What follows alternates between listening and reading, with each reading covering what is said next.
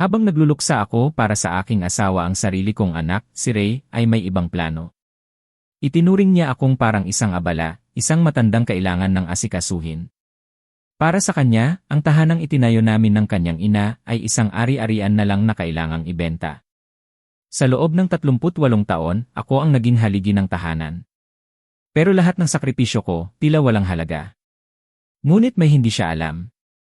Ang aking yumaong asawa, si Elena ay nag-iwan ng isang lihim na yaman. Isang huling regalo, isang huling plano na magbabago ng lahat. Hindi ito paghihiganti. Ito ay pagbawi ng aking dangal at pagtupad sa kanyang huling habilin. Kung naramdaman mo ng baliwalain ka, i-like at i-share mo ito. At mag-comment saan kayo nanonood. Pakinggan natin ang inyong kwento. Noong umaga ng libing ni Elena, isinuot ko ang asul na kurbata. Yung kurbatang kinaiinisan niya. Hindi ko alam kung bakit iyon ang napili ko. Siguro dahil wala na siya roon para kumunot ang noo at sabihing, Mark Sutton, para kang abogado noong 1987. Siguro, kailangan ko lang maramdaman yung pagsita niya sa akin, kahit sa huling pagkakataon. Kahit sa isip ko lang. Pero hindi siya nagsalita. Wala siya roon. At ang katahimikan sa loob ng simbahang iyon na yata ang pinakamalakas na ingay na narinig ko sa aking 63 taon ng pamumuhay. Ang aming anak na si Ray, nakaupo sa tabi ko sa unang hilera ng mga upuan. Matangkad, malapad ang balikat. Nakuha niya ang panga ni Elena at ang katigasan ng ulo ko. Isang mapanganib na kombinasyon, napatunayan ko iyan sa paglipas ng panahon. Paulit-ulit niyang tinatapik ang tuhod ko, na parang asong pinapakalma na baka mangagat. Isang kontroladong pagmamahal, isang pinamamahalaang pagluluksa. Napansin kong 2 beses niyang sinilip ang cellphone niya habang nasa eulohiya. Nakita ko. Pero hindi ako umimik. Laging sinasabi sa akin ni Elena na masyado raw akong mapagmasid, pero kulang naman sa salita. Para sa kanya, iyon ay isang kapintasan. Ngayon nagsisimula kong isipin na iyon pala ay isang biyaya. Ang mga araw pagkatapos ng libing ay lumipas na parang isang masamang panaginip. Malabo at ayaw mong alalahanin. Ang mga kapitbahay nagdadala ng pagkain. Mga kaldereta, adobo, kung ano-ano pa. Pero ni isa sa mga iyon ay hindi ko ginalaw. Ang kapitbahay naming si Patria, isang retiradong guro na puro maganda ang intensyon, pero walang konsepto ng personal na espasyo, ay dumalaw ng 3 beses sa loob lang ng 4 na araw. Sa pangatlong pagdalaw, umupo siya sa tapat ko sa aming kusina. Pinagdaop niya ang kanyang mga palad na para bang magbibigay ng hatol. Mark, anak, sabi niya sa malumanay na boses. Napag-isipan mo na ba kung ano ang susunod? Tinitigan ko siya mula sa ibabaw ng aking tasa ng kape. Patria, sagot ko, inilibing ko ang asawa ko, 11 araw pa lang ang nakalipas. Ang susunod na mangyayari ay ubusin ko itong kape. Ngumiti siya ng alanganin at kinabukasan nagdala siya ng 1 buong pound cake. Siguro, iyon ang paraan niya ng paghingi ng paumanhin. Masarap ang pound cake, pero ang tanong niya tumatak iyon sa isip ko. Bumaon. Dahil alam kong totoo ang tanong niya. Ano nga ba talaga ang susunod? Ito ang mga bagay na alam ko. 38 taon kaming kasal ni Elena. Sa bahay na ito namin binuo ang aming buhay. Isang bahay na may 4 na kwarto sa Millbrook, Ohio. Nasaksihan ng bahay na ito ang mga birthday party, ang mga pagtatalo pati na ang isang tumutulong bubong na pinag-awayan namin sa loob ng 6 na taon bago namin naipaayos. Dito namin pinalaki si Ray. Dito kami tumanda. O, mas tama sigurong sabihin dito siya tumanda. Ako, nasa proseso pa lang. Pero mayroon akong hindi alam. Isang bagay na maingat, mapagmahal, at sadyang inilihim sa akin ni Elena. At iyon ay malapit ko nang malaman. Ang pakiramdam ng pagkawala niya ay parang isang malaking espasyo sa loob ng dibdib ko. Isang butas na hindi mapunuan. Bawat sulok ng bahay may alaala niya. Ang paborito niyang upuan, ang mga libro niya sa estante, ang amoy ng kanyang pabango na tila naiwan pa rin sa aming silid. Si Ray, sa kabilang banda, tila mas praktikal ang pagtingin sa lahat. Sa kanyang mga mata, ang pagluluksa ay isang proseso na may simula at katapusan. Para sa akin tila wala itong katapusan. Naaalala ko pa noong una naming magkakilala ni Elena. College pa lang kami. Ang kanyang ngiti, ang kanyang talino agad akong nahulog. Siya ang aking naging haligi ng tahanan at ako ang kanyang naging kanlungan. Ganoon ang tingin ko sa aming relasyon. Isang perpektong pagsasama. Ngunit ang buhay, hindi pala laging perpekto. At ang kamatayan nag-iwan ito ng mga tanong na hindi laging may sagot. Nakatayo ako sa harap ng salamin isang umaga, suot pa rin ang asul na kurbata. Pinagmasdan ko ang sarili ko. Isang lalaking biyudo. Isang ama. Isang taong nawawala. Ang mukha ko sa salamin ay mukha ng isang estranghero. Puno ng lungkot, puno ng pagkalito. Sino na ako ngayon kung wala na si Elena? Ang katahimikan sa bahay ay sumisigaw sa akin. Bawat tunog ng orasan, bawat kaluskos, nagpapaalala sa akin na nag-iisa na lang ako. Si Ray tumatawag paminsan-minsan. Dad, kumusta ka na? Laging tanong niya. Pero ang boses niya may distansya. Parang tumatawag lang dahil iyon ang dapat gawin. Hindi dahil gusto niyang malaman kung kumusta talaga ako. Siguro ganoon talaga ang mga anak kapag nagkakaedad na. May sarili na silang buhay. May sarili ng mga problema. At ako naiwan dito. Kasama ng mga alaala. Kasama ng isang bahay na puno ng multo ng kahapon. Ang asul na kurbata ibinitin ko ito sa likod ng pinto ng aming kwarto. Isang paalala. Hindi lang ng kanyang pagkawala kundi ng pag-ibig na minsan ay puno ng kulay, puno ng buhay, puno ng mga munting hindi pagkakasunduan na ngayon ay hinahanap-hanap ko. Hindi ko pa alam noon na ang kurbatang iyon ay simula pa lang ng isang paglalakbay. Isang paglalakbay na inihanda para sa akin ni Elena mula sa kabilang buhay. Ang kanyang huling paalam ay hindi pala isang pagtatapos. Ito pala ay isang simula. Lumipas ang mga araw pagkatapos ng libing na parang isang mahabang, malabong panaginip. Ang mga tao ay dumarating at umaalis. May dalang pagkain, may dalang mga salitang pampalubag-loob. Mga salitang tulad ng magpakatatag ka o kasama mo kami sa pagluluksa. Pinapakinggan ko sila, tumatango, pero ang totoo parang hangin lang na dumadaan sa aking tainga. Ang mga pagkain ang daming pagkain. Inilalagay ko sa ref, pero hindi ko naman kinakain. Para saan pa? Dati, 2 kaming kumakain sa mesang ito. Ngayon nag-iisa na lang ako. Ang pagkain para sa 2 ay sobra-sobra na para sa isa. Ang kapitbahay naming si Aling Patria siya ang pinakamasigasig sa lahat. Araw-araw, nandoon siya. May dalang tinapay, may dalang kape. Umupo siya sa tapat ko sa aming kusina, sa parehong upuan kung saan siya umupo noong una. Mark, sabi niya, kumain ka naman. Baka magkasakit ka niyan. Tumango lang ako. Salamat Patria, sabi ko. Salamat sa lahat. Pero ang pinakamatindi ay ang tanong na binitiwan niya noong unang araw. Ano ang susunod? Ang tanong na yon hindi na nawala sa isip ko. Para itong isang maliit na tinik na bumaon sa aking puso, at sa bawat pagtibok, mas lalo itong lumalalim. Ano nga ba ang susunod? Ang buhay ko sa loob ng 38 taon ay may isang direksyon lang. Ang direksyong iyon ay si Elena. Ang lahat ng plano ko, ang lahat ng pangarap ko nakasentro sa kanya. Ang pagtatrabaho ko para sa kanya. Ang pag-uwi ko para sa kanya. Ang paggising ko sa umaga para sa kanya. Ngayon, wala na siya. Para akong isang barko na nawala ng angkla sa gitna ng karagatan. Umiikot-ikot, walang patutunguhan. Walang direksyon. Sinubukan kong bumalik sa dati kong routine. Paggising sa umaga, magtitimpla ako ng kape. Pero ang kamay ko kusa pa ring nagtitimpla para sa 2. Ilalagay ko ang 2 tasa sa mesa. At doon ko lang maaalala wala na pala siya. Ang isang tasa mananatiling malamig. Puno pero walang inom. Sinubukan kong magbasa ng dyaryo gaya ng dati. Pero ang mga salita lumulutang lang. Hindi pumapasok sa isip ko.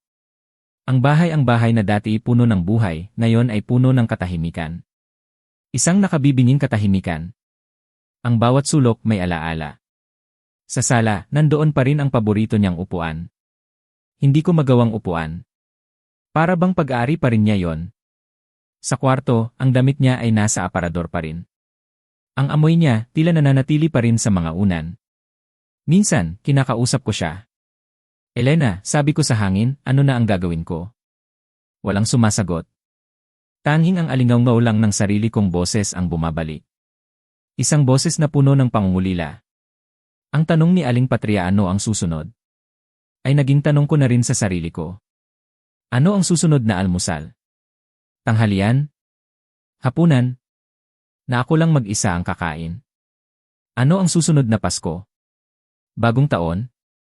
Anibersaryo? Na ako lang mag-isa ang magdiriwang. Ano ang susunod na kabanata ng buhay ko kung ang bida ay wala na? Para akong isang aktor sa isang entablado, pero ang kapareha ko ay bigla na lang nawala. Nakatayo ako sa gitna, nag-iisa, hindi alam ang susunod na linya. Hindi alam kung paano tatapusin ang kwento. Ang mga tao sa paligid ko gusto nilang tumulong. Alam ko. Pero ang tulong na kailangan ko hindi material na bagay. Hindi pagkain, hindi pera. Ang kailangan ko ay sagot. Isang sagot na tanging si Elena lang ang makapagbibigay. At sa gitna ng aking pagkalito at kalungkutan doon ko napagtanto. Ang buhay ay hindi hihinto. Ang mundo ay patuloy na ikot may Elena man o wala. Ang tanong ni Aling Patria ay hindi isang pang-insulto. Ito ay isang paalala. Isang paalala na kailangan kong harapin ang katotohanan. Ang nakaraan ay tapos na. Ang kasalukuyan ay masakit. At ang hinaharap ay isang malaking blangkong papel. Nakatayo ako sa harap ng bintana isang hapon, pinagmamasdan ang paglubog ng araw. Ganoon din kami dati ni Elena. Magkatabi, tahimik na pinapanood ang pagbabago ng kulay ng langit. Ngayon, mag-isa na lang ako.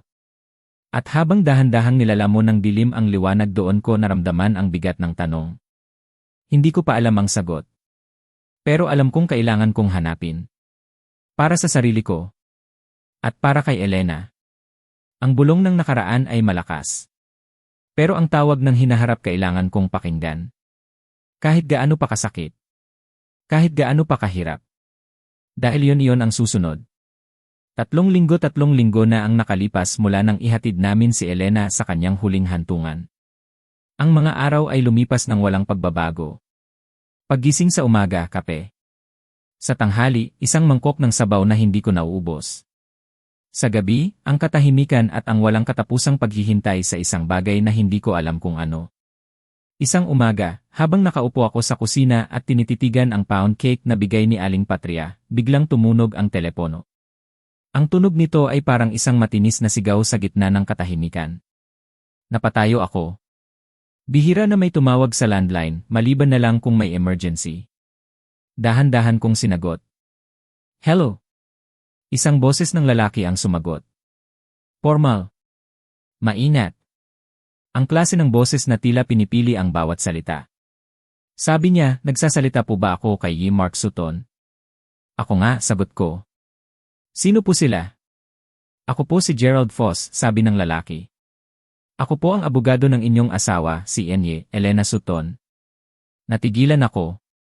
Abogado ni Elena. Sandali, sabi ko, habang umuupo ako ng dahan-dahan sa pinakamalapit na silya. Abogado niya. Hindi ba dapat abogado natin? Sa loob ng 38 taon, iisa lang ang abogado namin. Si Attorney Ramirez. Kilala namin siya, kaibigan ng pamilya. Pero ang pangalang ito Gerald Foss hindi ko kailanman narinig. Hindi po, Sutton, sabi ng abogado. Ako po ay personal na abogado ni Enye, Sutton. At mayroon po siyang mga bilin na iniwan sa akin. May naramdaman akong kaba. Isang malamig na pakiramdam na gumapang sa aking likod. Nagpatuloy ang abogado. Ang boses niya ay kalmado, pero ang mga salita niya parang mga bato na isa-isang ibinabagsak sa isang tahimik na lawa. Ayon po sa bilin ni Enye, Sutton, ang pag-uusap na ito ay hindi dapat mangyari ng mas maaga sa 21 araw pagkatapos ng kanyang pagpanaw. Napaka-partikular po niya sa takdang panahon. Napabuntong hininga ako. Parang si Elena nga, bulong ko. Laging may plano. Laging may schedule. Opo, sir, sabi ng abogado. At ang plano niya ay para po sa inyo. Nakinig lang ako. Hindi ko alam kung ano ang aasahan. Ang inyong asawa, sabi ni Foss, ay iniwan sa inyo ang kabuuan ng kanyang personal na ari-arian. Isang halaga na $340,000 na nakalagay sa isang bank account sa ilalim lamang ng kanyang pangalan. Ano? $340,000? Parang umikot ang mundo ko. Ang tasa ng kape sa harap ko ay tila lumabo. Pakiulit nga, sabi ko, ang boses ko ay halos hindi lumabas. Inulit niya. Ang halaga ay hindi nagbago. $340,000. Sa isip ko, mabilis kong kinwenta. Iyon ay halos 20 milyong piso. Saan? Saan galing ang ganoong kalaking pera? Buhay ko, nagtrabaho ako ng husto. Si Elena, nagtrabaho rin. Pero hindi kami milyonaryo. Ang ipon namin, sapat lang para sa aming pagtanda. Pero ang halagang ito ay ibang usapan. Hindi pa ako nakakabawi sa gulat, may idinagdag pa ang abogado. Mayroon pa po, Yesuton, sabi niya. Nag-iwan din po siya ng mga dokumento para sa isang ari-arian. Isang kabin sa Toberry, Ontario, Canada. Kung kanina ay parang umikot lang ang mundo ko, ngayon ay parang tuluyan na itong tumagilid. Saan daw? Tanong ko. Ang pangalan ng lugar ay banyaga sa aking pandinig.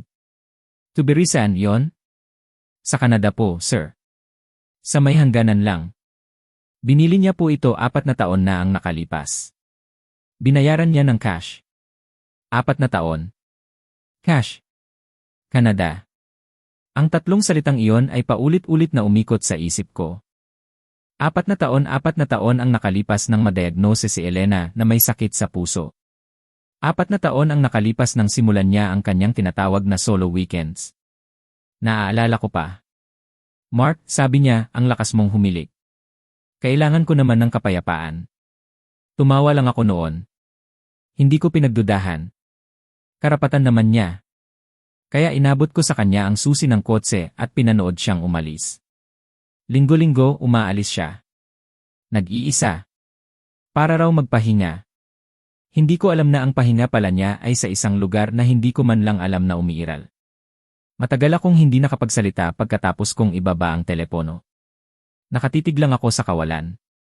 Ang pamilyar na kusina, ang kusinang alam ko ang bawat sulok ay biglang naging banyaga sa akin. Ang babaeng pinakasalan ko sa loob ng 38 taon, ang babaeng akala ko ay kilalang kilala ko, ay may mga lihim pala. Mga malalaking lihim. Isang lihim na nagkakahalaga ng 20 milyong piso. Isang lihim na may sariling bahay sa ibang bansa. Tumayo ako at lumapit sa bintana. Ang sikat ng araw ay tumatama sa mga halaman ni Elena sa hardin. Ang mga halamang inalagaan niya araw-araw.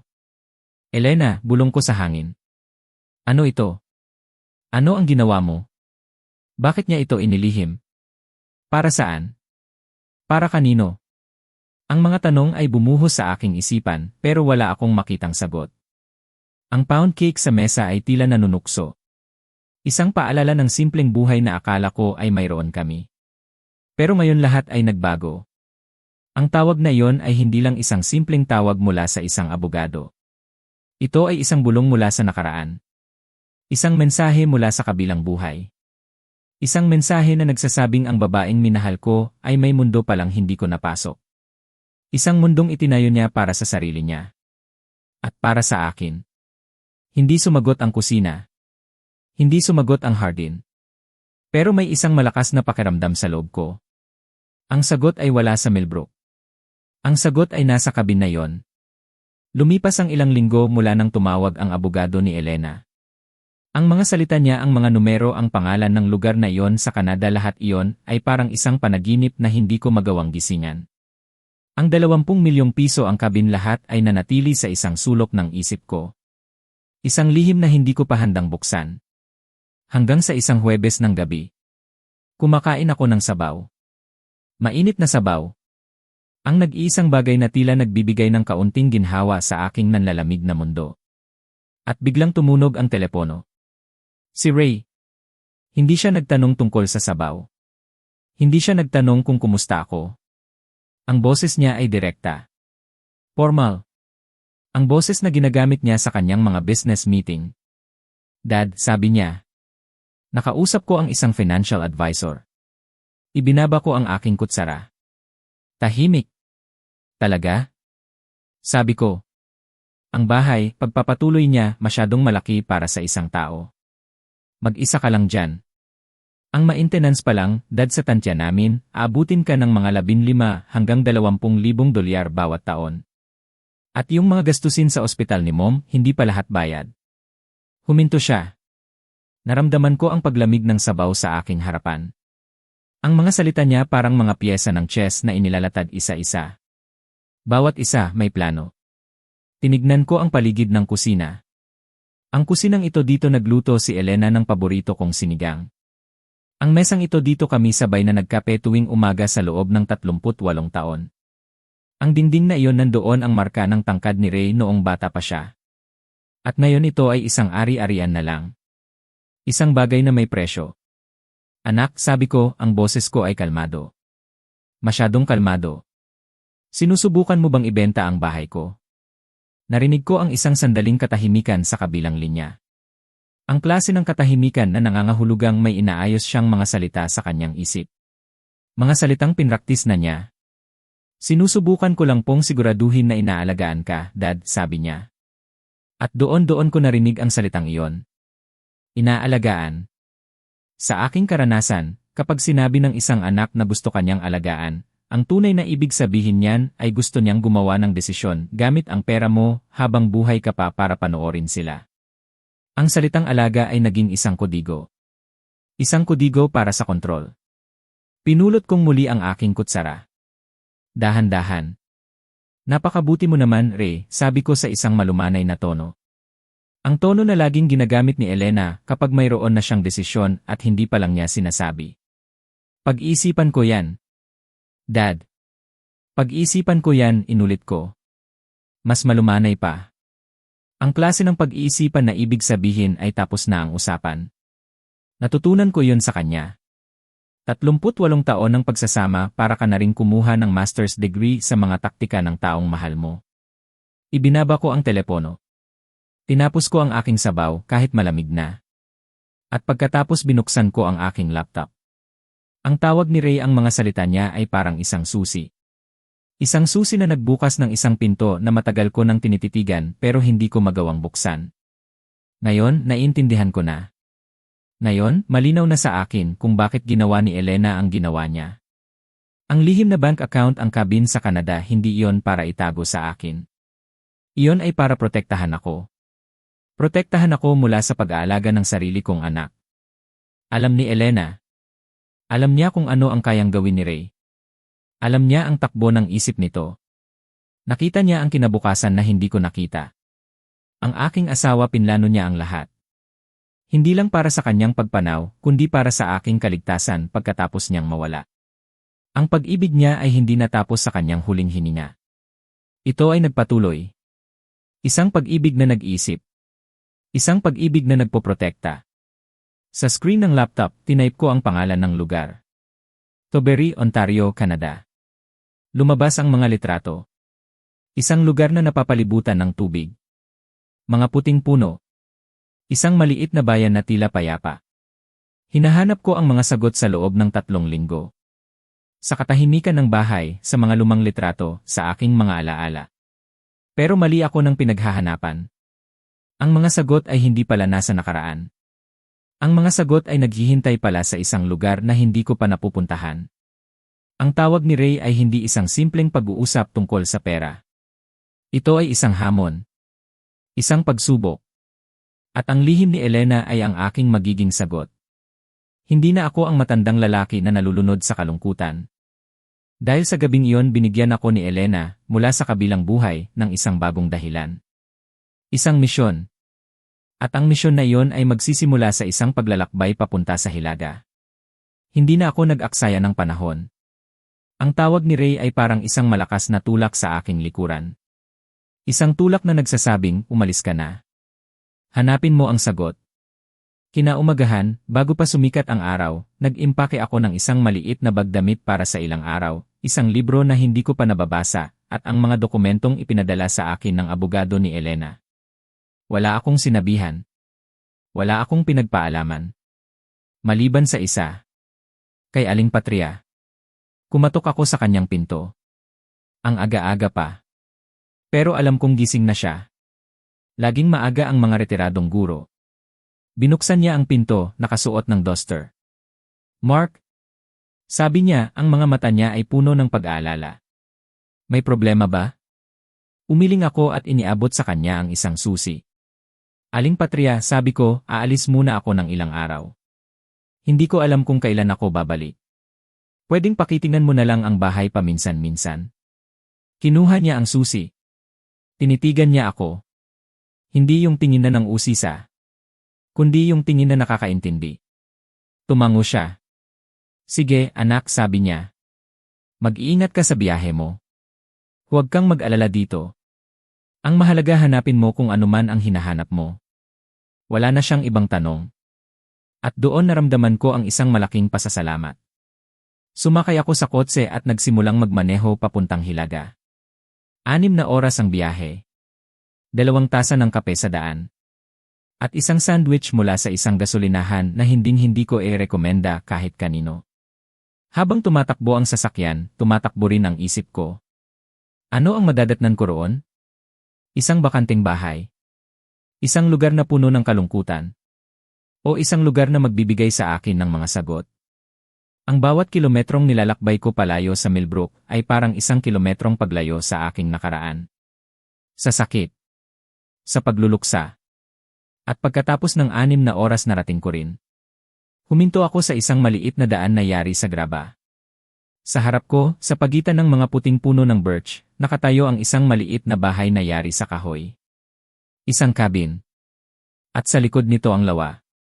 Ang Georgian Bay. Hapon na. At ang sikat ng araw may ginagawa itong kakaiba sa ibabaw ng tubig. Parang isang ipinintang larawan. Napakaganda. Napakatahimik. Umupo lang ako sa loob ng kotse ng ilang minuto. Pinakiramdaman ko ang lugar. Ang hangin. Ang katahimikan. Ito yung klase ng katahimikan na hindi nakabibingi. Ito yung klase ng katahimikan na nagpapagaling. Bumaba ako sa kotse at nilapitan ang pinto. Sabi ng abogado, ang susi ay nasa isang lockbox. Isang maliit na kahon na may kombinasyon. Lumapit ako sa lockbox. Ano kaya ang kombinasyon? Hindi sinabi sa akin ng abogado. Tila bahagi iyon ng plano ni Elena.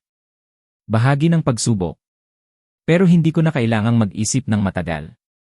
May isang numero lang na paulit-ulit na nasa isip ko. Isang petsa. Ang birthday ni Elena. Tinipa ko ang mga numero. Ang kanyang buwan, ang kanyang araw, ang kanyang taon. At ang lockbox bumukas. Siyempre naman, bumukas ito. Napangiti ako.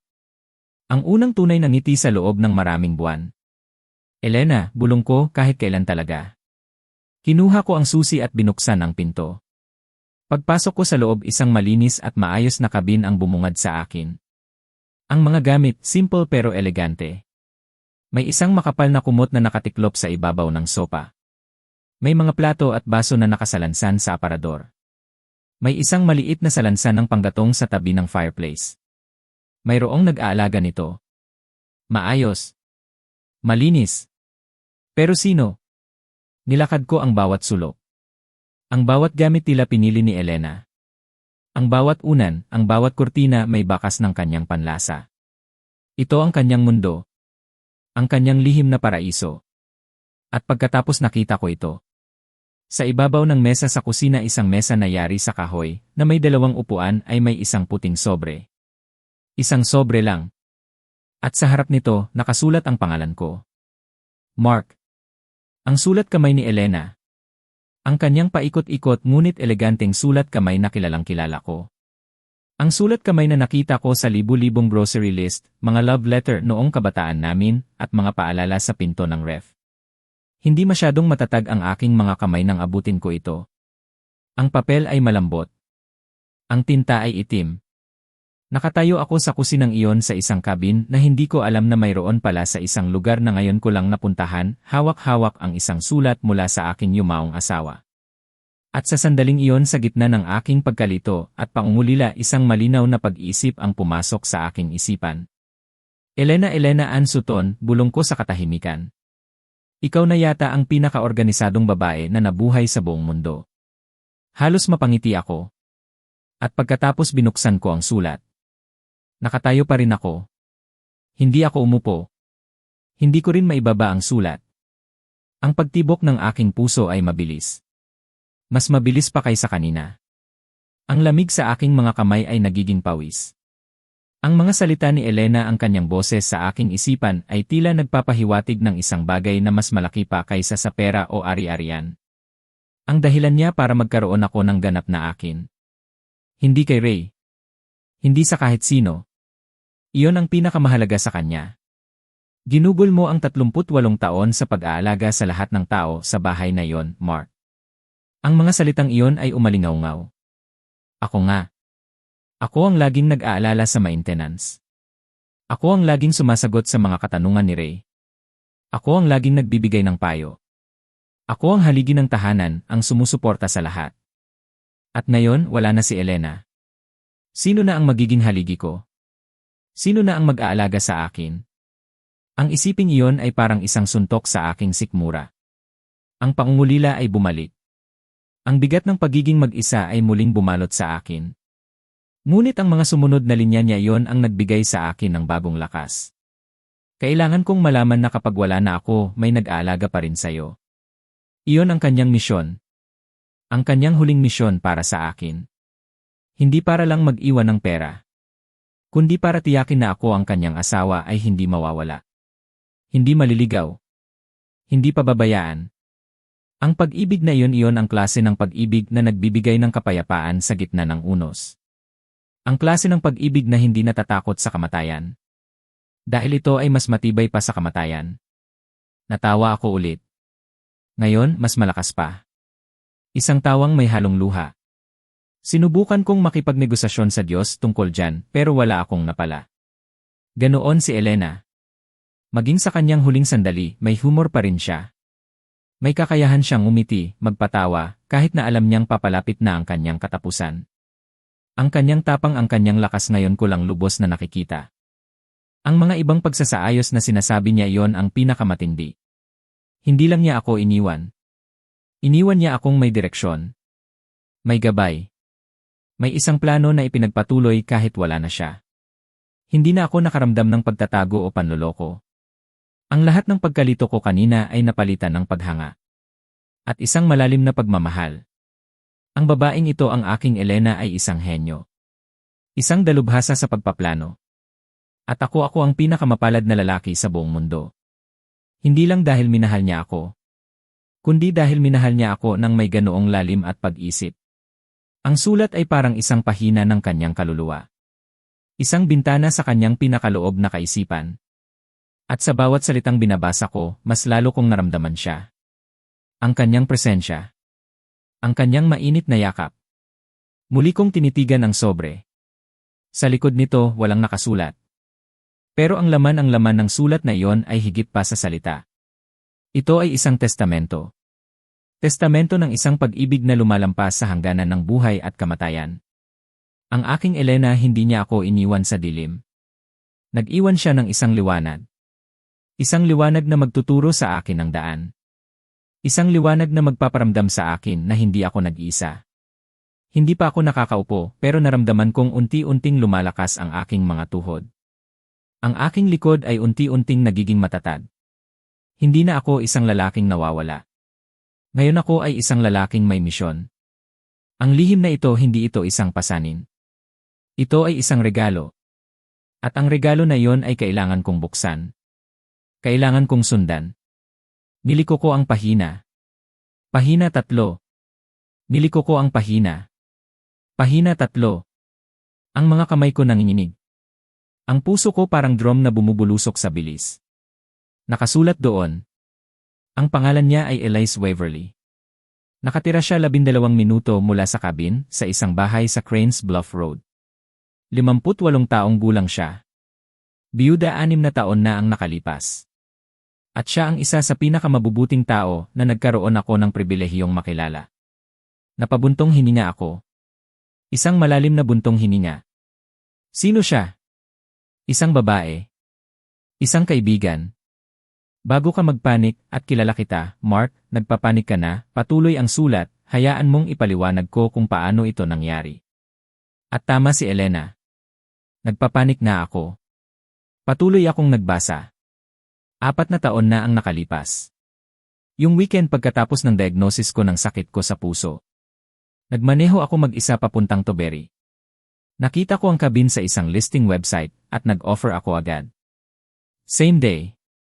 Kasi, kapag nakatitig ka sa isang sakit sa puso sa edad na 50, humihinto ka na sa paghihintay ng desisyon. Kailangan ko ng lugar na akin. Isang lugar kung saan ako makakapag-isip. Sa ikalawang weekend ko roon, naalala ko pa November noon. Malamig. Napadpad ang kotse ko sa isang graba na daan, kalahating milya mula sa cabin. Wala akong signal ng cellphone. Nag-iisa ako. At doon, dumaan si Elise. Hindi siya huminto dahil tinawag ko siya. Huminto siya ng kusa. At ginugol niya ang 40 minuto para tulungan ang isang estranghero na makaalis sa putik. Pagkatapos noon inanyayahan niya ako sa bahay niya para magkape. Gabi na raw kasi. At sinabi niya, at sinisipi ko mismo ang kanyang mga salita, mukha kang kailangan ng umupo bago ka matumba. Tama siya. Umupo ako. Nag-usap kami ng 4 na oras. Sinabi ko sa kanya ang tungkol sa diagnosis ko. Sinabi niya sa akin ang tungkol sa pagkawala ng kanyang asawa, si Robert. At sa loob ng 4 na oras na yon nakahanap ako ng isang kaibigan. Yung tunay na klase ng kaibigan. Yung klase ng kaibigan na hindi mo na mahahanap ng 2 beses. Doon ako napaupo. Hindi ko na kinaya. Sarili kong mga binti, sila na ang nagdesisyon. Sa loob ng sumunod na 4 na taon si Elise at ako ay nagpapalipas ng mga weekend sa cabin. Siya ang tumulong sa akin na ipagkaloob ito. Mayroon siyang susi. Siya ang nag-aalaga sa cabin sa loob ng nakaraang 8 buwan habang ako ay sobrang may sakit na para makapagbiyahe. Dahil hiniling ko sa kanya. At ginawa niya nang hindi niya ako kailanman pinaparamdam na ako ay isang pasanin. Mark, sinasabi ko ito sa'yo dahil kailangan kong puntahan mo siya. Hindi na yon. Hindi siguro ngayong linggo. Pero sa lalong madaling panahon. Bakit? Bakit niya kailangang puntahan ko si Elise? Dahil kilala ka niya, nakasulat. Palagi kitang kinukwento sa kanya. At sapat ang kabaitan niya para magpanggap na hindi siya naiinip sa kurbatang asul. Napangisi ako. Ang kurbatang asul. Kahit sa huling sulat niya, mayroon pa ring pasaway na biro si Elena. At dahil nag-isa siya sa paraan na hindi dapat maramdaman ng isang mabuting tao. Napakabuti ni Elena. Naisip niya ang lahat. Hindi lang ang kapakanan ko, kundi pati na rin ang kapakanan ng kanyang kaibigan. Hindi ko sinasabi sa iyo kung ano ang dapat mong maramdaman o kailan mo dapat maramdaman, patuloy ang sulat. Hindi ako ganoon kayabang. Napakayabang ni Elena. Sobrang kayabang. Sa totoo lang siya ang pinaka-presumptuous na taong kilala ko. Natawa ako ng bahagya. Hindi niya lang talaga ako pinapatawa kahit wala na siya. Sinasabi ko lang sa'yo, sabi niya na may isang babae, 12 minuto lang ang layo. Alam na niya ang paborito mong sabaw. Ang opinyon mo sa designated hitter rule. At ang katotohanang umiyak ka sa dulo ng Toy Story 3 at idinahilan mo lang na allergy. Namilog ang aking mga mata. Paano niya nalaman ang lahat ng iyon? Alam niya ang mga bagay na iyon dahil sinabi ko sa kanya. At nakinig siya. At mumiti siya. Ang tunay ng ngiti, nakasulat. Hindi yung ating pilit. Ang hinihiling ko lang ay kumatok ka sa kanyang pinto. Ang bahala na sa iba ay ikaw na. Tinatapos ko ang pagbabasa. Dahan-dahan kong nilupi ang sulat. Ibinalik ko sa sobre. At inilagay ko ang sobre sa mesa, sa eksaktong lugar kung saan ko ito nahanap. Para bang kailangan kong ibalik iyon sa isang tao. Pagkatapos noon lumabas ako sa balkonahe. Sa harap ko, nakaharap sa Georgian Bay ay may 2 upuan. 2 upuan. Siyempre. Siyempre naman may 2 upuan. Binili ni Elena ang 2 upuan na yon. At inilagay niya ang mga ito ng magkatabi, nakaharap sa tubig. At hindi niya kailanman nabanggit sa akin. Tinitigan ko ang pangalawang upuan ng matagal. Hindi ka talaga kapanipaniwala, Elena, bulong ko sa hangin ng gabi. Hindi sumagot ang tubig. Pero isang blue heron isang ger ang dahan-dahang lumapag sa pantalan, mga 30 talampakan ang layo. Tumayo siya roon sandali. Sa kanyang kakaibang dignidad na tila pag-aari niya ang lahat ng kanyang nakikita. At pagkatapos muli siyang lumipad. Nagpa siya akong kunin iyon bilang isang sagot. Hindi ko siya pinuntahan ngayong gabi. Hindi pa. Hindi rin sa kinabukasan. Ngunit ang pinto ay bukas na. Ang misyon ni Elena ay hindi lang isang misyon para sa akin. Ito ay isang misyon para sa dalawa. Hindi ko pinuntahan si Elise kinagabihan ng araw na binasa ko ang sulat. Hindi rin sa sumunod na umaga. May kailangan pa akong gawin. Kailangan ko munang manatili. Manatili sa espasyong ito na itinayo ni Elena. Kailangan kong malaman ang kabin. Parang pagkilala sa isang tao, dahan-dahan ko itong pinag-aralan. Bawat sulok. Bawat kagamitan. Ang kumot sa sopa hindi lang ito basta kumot. Ito pala ay yari sa kamay. Mayroon akong nakitang maliit na etiketa sa isang sulok, nakasulat ang easy. Napahawak ako sa kumot. Matagal. Mas matagal pa sa gusto kong aminin. Ang bookshelf sa isang sulok. Punong-puno ng mga paboritong libro ni Elena. Mga mystery novels niya. 3 cookbook na luma na pero kailanman ay hindi naman niya ginamit sa pagluluto. At nakasiksik sa pagitan ng 2 cookbook na yon isang litrato. Isang litrato na hindi ko pa kailanman nakita. Si Elena at isa pang babae. Nakatayo sila sa balkonahe. Dito mismo sa balkonaheng ito. Nakangiti, nagtatawanan sa isang bagay na wala sa frame. Yung mating hindi pinilit. Yung klase ng tawa na lumalabas lang kapag may nagbanggit ng isang bagay na totoong nakakatawa at walang sinuman ang nagpapansin sa kamera. Ang babaeng nasa tabi ni Elena matangkad. Maitim ang buhok na may bakas ng uban sa gilid ng templo. Ang mukha niya mukha ng isang taong dumaan na sa maraming bagay. Pero sa halip na tumigas, ang mukha niya ay naging mas maalalahanin. Binuksan ko ang likod ng litrato. Sa sulat kamay ni Elena, Blue Heron, 2 paborito kong bagay sa isang lugar. Ibinalik ko ang litrato sa eksaktong lugar kung saan ko ito nahanap. Sa loob ng 2 araw na yon, nagpakalalim ako sa mundo ni Elena dito sa kabin. Niluto ko ang kape gamit ang kape niya. Puno ng amoy niya ang bawat sulok. Ang bawat gamit may istorya. Ang bawat tanawin sa labas may bakas ng kanyang kapayapaan. Pero alam kong kailangan kong harapin ang susunod na hakbang. Ang 3 umaga. Sa 3 umaga, nagmaneho ako papunta sa Cranes Bluff Road. Gusto kong malinaw ito. Hindi pa ako handa. Ako ay isang 63 taong gulang na lalaki. 38 taon akong kasal sa isang babae. Simula pa noong 2nd termino ni Ronald Reagan. Hindi na ako nagpakilala sa sinumang bago sa loob ng halos 1 dekada. At ngayon nakaupo ako sa isang nakaparadang kotse, sa labas ng isang bahay na kulay pale-yellow na may wraparound porch, dahil ang yumaong asawa ko ay parang binigyan ako ng isang takdang aralin. Umupo ako sa loob ng kotse ng 22 minuto. Alam ko. Dahil 3 linggo na akong nananatili dito sa kabin. 3 linggo mula nang binasa ko ang sulat ni Elena. 3 linggo mula nang una kong makita ang litrato niya kasama si Elise. 3 linggo na ang lumipas mula nang maramdaman kong unti-unting bumabalik ang buhay sa akin. Nagsimula na kaming maging komportable ni Elise sa aming munting routine. Kung umaga, nagkakape ako sa kabin. Minsan, kakatok siya at magtitimpla ako ng pangalawang tasa nang hindi na niya kailangan pang hilingin. Minsan naman, maglalakad ako mag-isa sa trail sa tabi ng tubig. At ayos lang iyon. Hindi namin pinipilit. Hinahayaan lang namin ang aming pagkatao na umayon sa daloy. 2 tao na may pinagdadaanan, kasama ang kanilang kape, at ang kakaibang ganda ng Georgian bay sa simula ng tagsibol. Ipinakita niya sa akin ang trail na may pinakamagandang tanawin paglubog ng araw. Inayos ko ang maluwag na tabla sa kanyang balkonahe, na tila 2 taon na raw na maluwag. Nagluto siya ng hapunan isang Huwebes. Simpleng inihaw na isda mula sa lawa. At ako naman ang naghugas ng plato. Nagtalo kami ng masarap tungkol sa kung ang bawang ba ay dapat ilagay sa lahat ng luto. Siya. Ako rin, pero gustong-gusto ko yung pagtatalo namin. Naku, sigurado akong tatawa si Elena. At pagkatapos dumating ang tawag.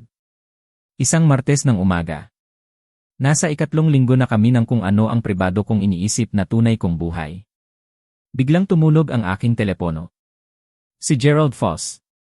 Ang kanyang maingat na boses mas maingat pa kaysa dati. Mark, sabi niya, may kailangan akong ibalita sa'yo. Ibinaba ko ang aking tasa ng kape. Sige, sabi ko.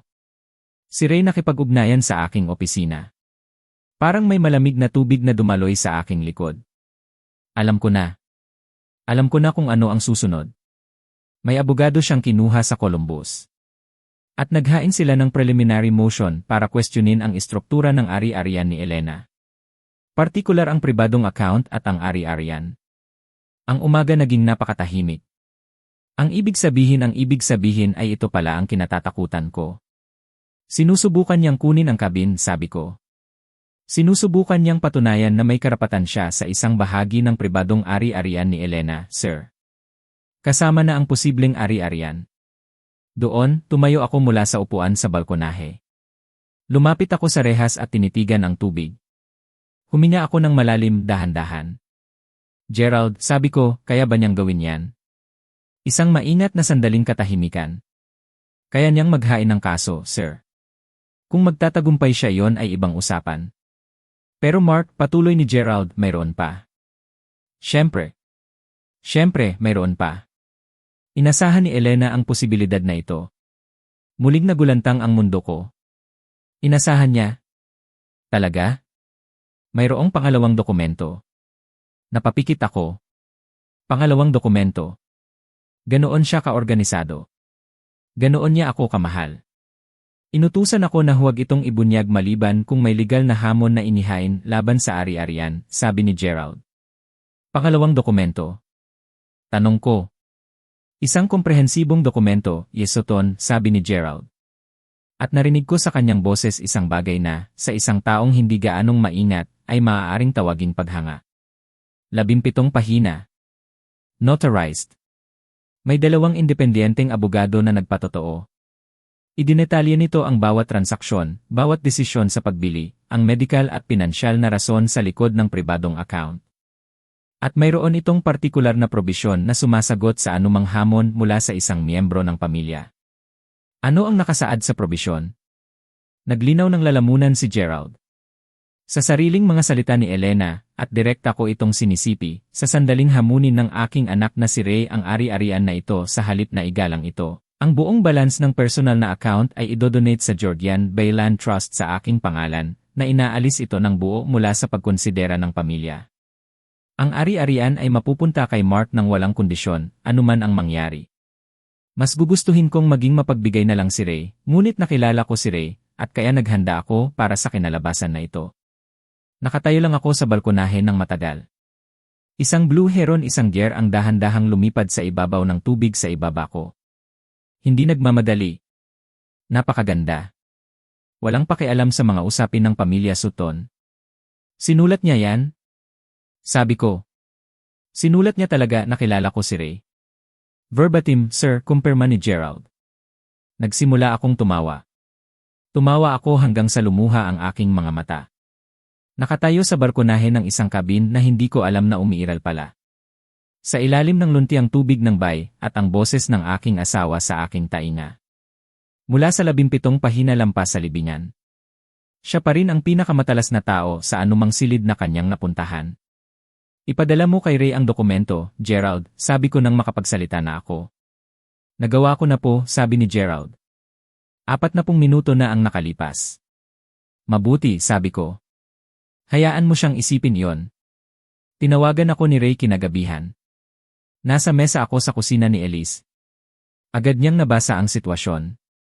Tahimik siyang tumayo at dinala ang kanyang baso ng alak sa balkonahe, isinara ng bahagya ang pinto sa likod niya. Sinabi ko sa kanya ng walang boses, salamat. Ikinaway lang niya. Dad. Ang boses ni Ray iba. Ang mga matatalim na gilid ng boardroom ay tila kiningis. Ray, sabi ko. Hindi ko alam ang tungkol sa dokumento. Alam kong hindi mo alam. Isang mahabang katahimikan. Sinulat niya talaga yon tungkol sa pagkikita niya sa akin. Sinulat niya. Isang pang matagal na katahimikan. At pagkatapos isang bagay na hindi ko inasahan. Gumawa si Ray ng isang tunog na halos tawa. Maikli. Ayaw. Pero totoo. Napakagaling talaga ni Mama, sabi niya ng mahina. At doon yon. Sa ilalim ng mga suite at mga financial advisor at mga balikan natin yan. Ang aking anak. 41 taong gulang. Namimiss ang kanyang ina. Sabi ko. Napakagaling talaga niya. Ang katahimikan sa pagitan namin nagbago. Komplikado pa rin, may mga bagay pa rin kailangan ng panahon. Pero iba na. Ayos ka ba dyan? Tanong niya sa huli. Ginagawa ko, sabi ko ng totoo. May kasama ka ba? Huminto siya. Nagsimulang muli. Binanggit ni Gerald na hindi ka nag-iisa sa cabin. Tumingin ako sa labas sa kalahating bukas na pinto. Si Elise sa balkonahe, hawak ang baso ng alak. Pinapanood ang huling liwanag na umaalis sa tubig. May kasama ako, sabi ko. Kilala siya ng iyong ina, sabi niya. Ang pinakamahabang katahimikan sa lahat. Siyempre, sabi ni Ray ng mahina. Hindi galit. Hindi nasasaktan. Nakikilala lang ang kanyang ina at ang kanyang arkitektura. Ang kanyang pagpaplano. Ang pag-ibig na ipinahayag niya sa pamamagitan ng kanyang lohistika. Gusto kong umakyat, sabi niya. Kapag handa ka na. Walang abogado. Walang financial advisors. Basta umakyat lang. Kapag handa ka na, sabi ko. Ang balkonahe ka siya kaming tatlo. Lumabas ako pagkatapos kong ibaba ang telepono. Gumalaw si Elise nang hindi ko na kailangan pang hilingin. Umupo ako sa aking upuan. Hindi kami nagsalita ng matagal. Pinanood lang namin ang dilim na dumating sa ibabaw ng bay. Ang mga unang bituin na lumitaw, isa-isa. Na parang may pinapatunayan. Ayos ka na? Tanong niya sa huli. Ginagawa ko, sabi ko.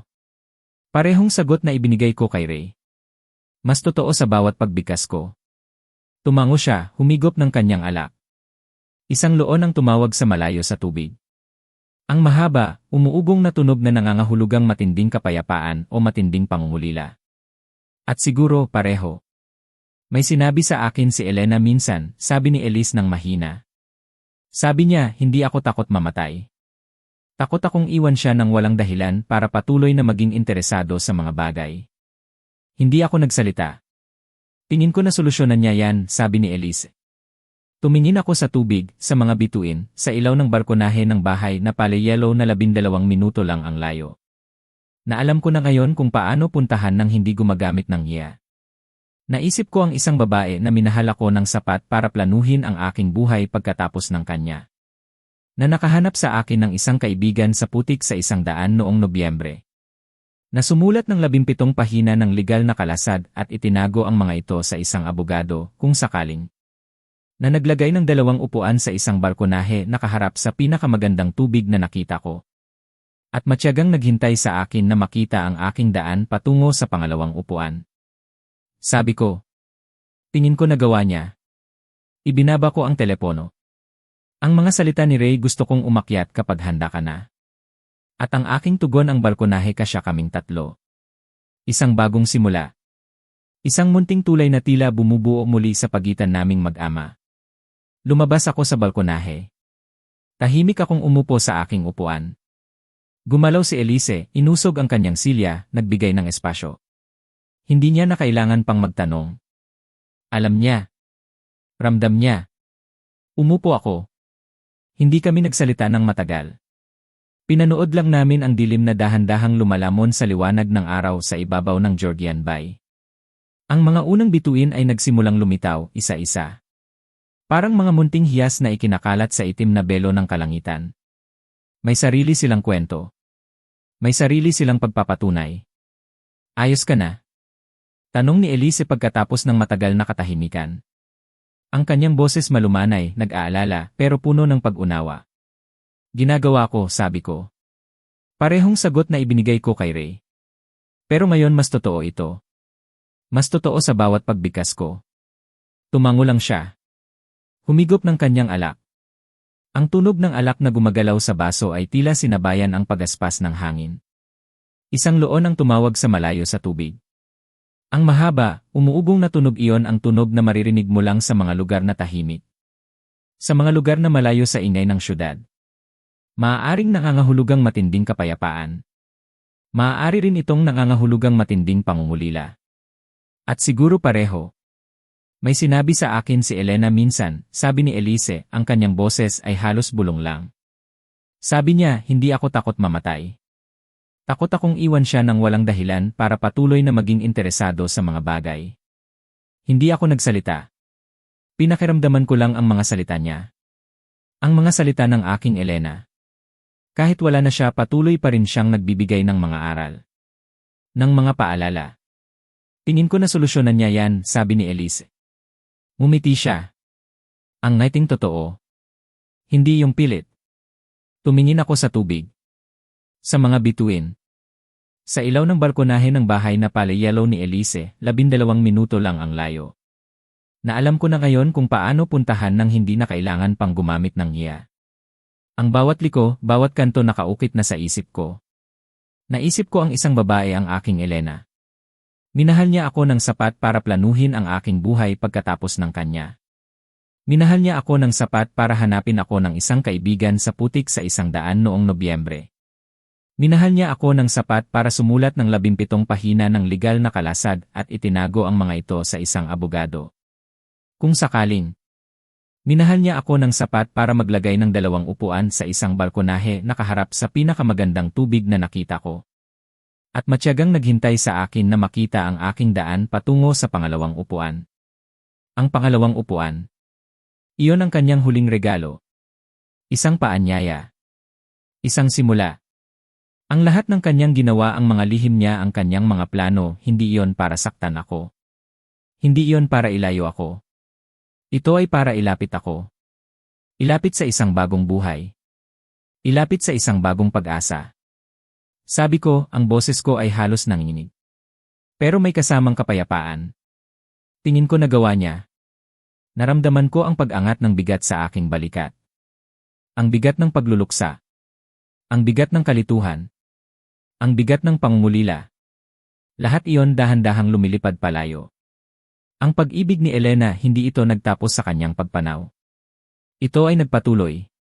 Isang agos na dumaloy, humugi sa aking landas, at nagdala sa akin sa lugar na ito. Sa mga taong ito. Sa mga bagong simula. Ang ulan ni Georgian ay tahimik. Ang mga bituin ay kumikinang. Ang hangin ay malamig pero may kasamang kapayapaan. Naisip ko si Ray. Ang kanyang boses na puno ng pagkamis sa kanyang ina.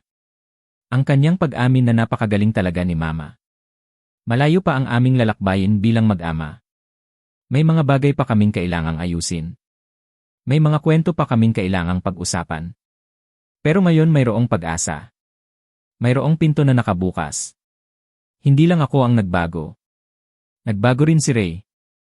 Nagbago ang pananaw niya. At si Elise. Ang babaeng ito ang naging gabay ko sa paghahanap sa sarili ko. Ang kanyang presensya, ang kanyang mga kwento, ang kanyang ngiti, lahat ng iyon ay naging parte ng aking paggaling. Isang kaibigan na hindi ko inasahan. Isang biyaya na ipinadala ni Elena. Doon, sa gitna ng katahimikan ng gabi, sa harap ng ni Georgian, isang loon ang tumawag muli. Ang tunog na yon, puno ng kapayapaan. Puno ng pag-asa. At sa unang pagkakataon mula noong Marso, sumagot ako pabalik. Sa dilim. Ayos ako, Elena. Ayos ako. Ang mga salitang iyon hindi lang para sa kanya. Para iyon sa akin. Isang pagpapatunay. Isang pag-amin. Ayos ako. Handa na ako. Handa na ako sa susunod na kabanata ng aking buhay. Hindi na ako nag-iisa. Hindi na ako nawawala. Salamat, Elena. Salamat sa huling regalo ng iyong pagmamahal. Salamat sa liwanag na iyong iniwan. Sa gitna ng katahimikan ng Georgian Bay, habang katabi ko si Elise, naramdaman ko ang kapayapaan. Ang tawag ni Ray ay nagbukas ng bagong pinto para sa aming relasyon. Hindi lang ang kabin ang regalo ni Elena. Binigyan niya ako ng isang kaibigan. Isang bagong dahilan para patuloy na mabuhay. Ang pagmamahal niya higit pa sa libingan. Nag-iwan siya ng gabay. Ng pag-asa. Sa wakas, ang lalaking nawawala ay nakahanap na ng direksyon. At sa pagtawag ng loon sa dilim, sumagot ako, puno ng pag-asa. Ayos ako, Elena. Ayos na ako. Kung nagustuhan mo ang kwentong ito, sumali sa aming komunidad sa pamamagitan ng pag-like at pag-subscribe para sa mas marami pang tunay, totoo, at nakasentro sa pamilyang kwento. At gaya ng lagi, salamat sa pagiging bahagi ng aming mundo.